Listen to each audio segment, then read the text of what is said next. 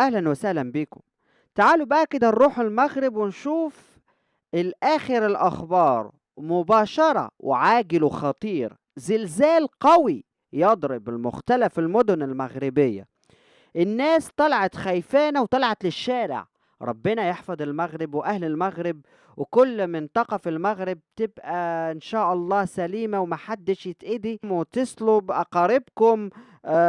عشان إيه؟ عشان تطمئنوا، وعشان ما يكونش حد حصل له أي حاجة لا قدر الله. على العموم احنا يعني هنواكب الموضوع ده عن قرب، وهنشوف الفيديو. في فيديو كده منتشر في المغرب، الناس طالعة برا خايفانة عشان ده زلزال لأول مرة يضرب يعني مختلف المناطق المغربية، وخايفانين لحسن ممكن الموضوع يتكرر كمان ويضرب بأقوى يعني أكتر.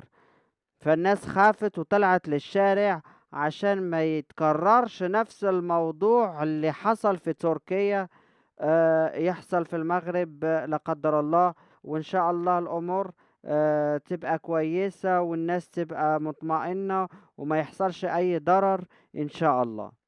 بصوا للفيديو ده اللي بيقرب لنا وبيوضح لنا الصورة أقرب، عشان نشوف الناس في الشارع دلوقتي وخايفانة.